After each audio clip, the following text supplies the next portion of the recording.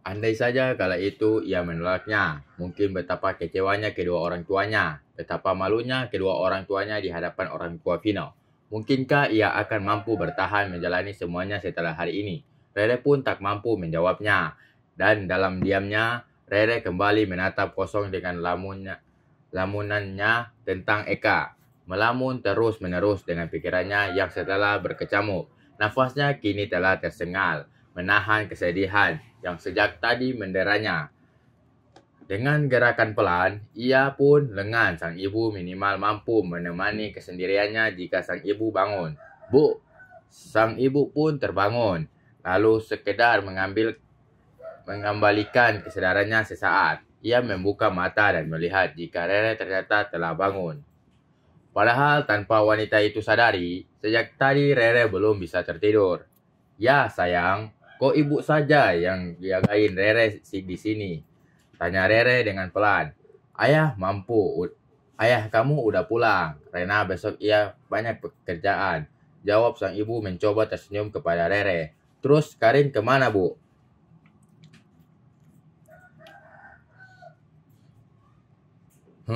Nggak tahu tuh adek kamu. Tadinya sih minta izin untuk kopdar sesama gengnya.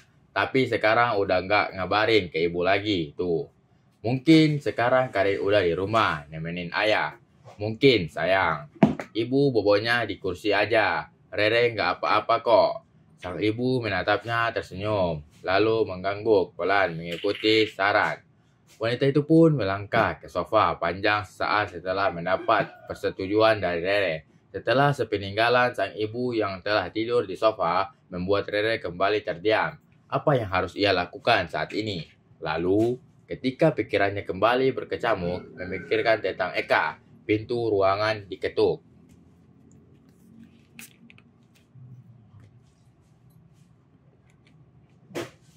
Rere menoleh ke arah pintu. Lalu pintu pun terbuka dan menampakkan seorang wanita yang tak lain adalah suster jaga di malam hari.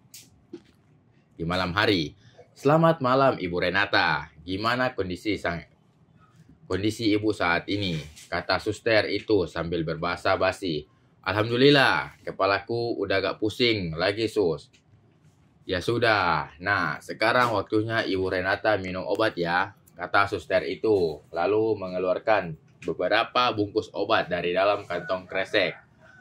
Iya sus, Rere membalas senyuman suster itu. Tanpa diduga, saat suster itu mengeluarkan obat, secari kertas kecil pun ikut keluar lalu terbang hingga di perut Rere saat ini. Awalnya gadis itu tak menyadari. Masih fokus berbincang-bincang dengan suster yang masih menyiapkan semua obatnya. Nih Bu Renata, obatnya semuanya udah lengkap. Suster itu pun menyediakan obat di atas napan beserta segelas air lalu menaruhnya bersamaan di napan yang mempunyai 4 kaki seperti meja. Menaruhnya tepat di atas perut Rere dan tentu saja menutupi secari kertas tadi. Makasih sus. Rere menahannya, biar saya aja sus. Bisa sendiri bu? Bisalah sus, jawab Rere. Maka satu persatu obat telah Rere telan. Dibantu dengan segelas air untuk mendorong semua obat hingga tertelan seluruhnya. Makasih ya sus, kata Rere setelah menghabiskan air dalam gelas. Iya bu. Tak ada obrolan lagi. Dan tampak suster membereskan kembali peralatannya. Lalu mengatakan nampan berkaki 4 tadi lalu menaruhnya di meja samping Rere. Saat suster itu baru saja berbalik, bersamaan karena bajunya yang cukup besar mengakibatkan gerakan seakan mengibas, membuat angin kecil yang cukup dirasakan oleh Rere, juga membuat secari kertas. Rere sekilas meliriknya, lalu kembali menoleh ke samping, mencoba tersenyum ke suster yang baru saja beres-beres. Bu Renata, kalau tak ada lagi, saya mohon permisi. Iya sus, sekali lagi. Terima kasih ya, jawab Rere. Dan tanpa sadar telapak tangannya tergenggam. Kedua matanya menatap kepergian suster. Lalu setelahnya ia pun menghela nafasnya yang terasa berat. Bermain dengan pikirannya sendiri, melamun kembali tentang sosok Eka. Namun saat ia merasakan telapak tangannya terasa kasar, maka ia pun membuka telapak tangannya. Apa ini? Rere berucap dalam hati ketika melihat secari kertas yang digenggamnya. Dengan wajah menyeringit, Rere membuka kertas itu. Ternyata hanyalah nota pembelian obat-obatannya, dan sesaat Rere tersenyum.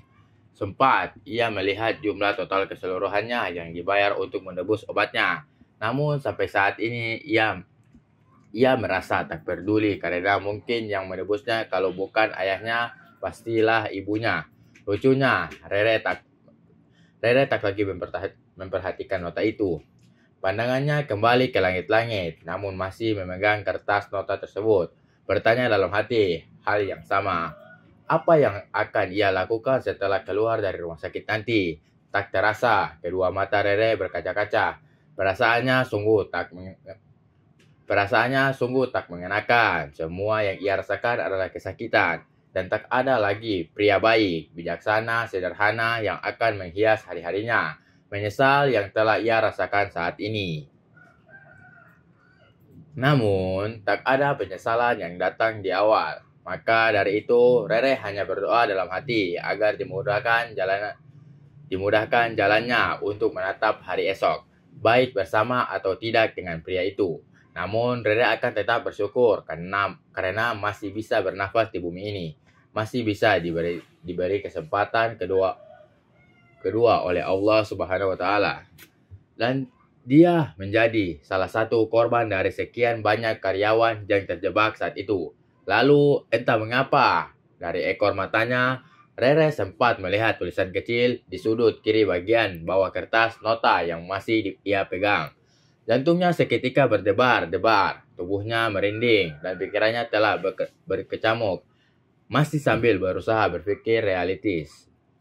Perasaannya kini telah takut dan tak ingin melihat kertas itu sesaat. Ia tak ingin kecewa lagi karena dipermainkan oleh khayalannya sendiri. Namun tanpa sadari ia kembali melihatnya. Dan seketika tubuhnya merinding sejadi-jadinya membaca 3 huruf yang tercetak di kertas itu. EK.